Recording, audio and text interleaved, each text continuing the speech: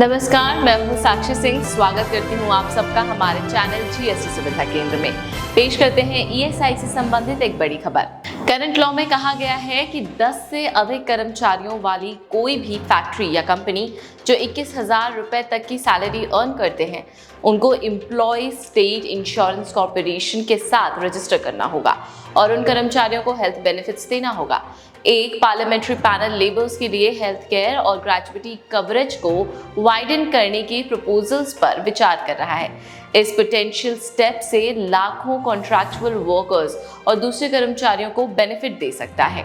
Parliament standing committee on finance, जो बीजू जनता दल के सांसद भर्तृहरि मेहताब द्वारा संभाली जाती है, उनका कहना है कि भारत के वर्कफोर्स के लिए वाइडर कर्मचारी राज्य बीमा यानी ईएसआई नेटवर्क को आगे बढ़ाने के लिए कुछ ऑप्शंस पर विचार कर रही है। मेहताब ने कहा, हम मंथली सैलरी लिमिट को 21,000 रुपए से बढ़ाकर 32,000 रुपए करने के साथ ऑप्शंस पर विचार कर रहे हैं ताकि ज्यादा कर्मचारियों को हेल्थ केयर का लाभ मिल सके।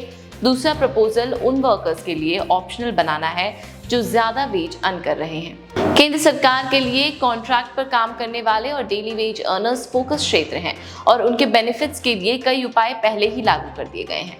अनऑर्गेनाइज्ड वर्कर्स में भारत का 93% वर्कफोर्स है।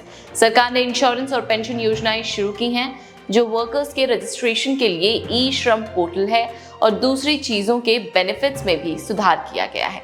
सरकार अभी इस पर विचार कर रही है। मेहताब ने यह भी कहा कि पैनल द्वारा सुझाए गए उपायों में से एक ने कॉन्ट्रैक्चुअल वर्कर्स के लिए ग्रेजुइटी एलिजिबिलिटी के लिए मिनिमम ड्यूरेशन को 5 के बजाय 1 वर्ष तक कम कर दिया है।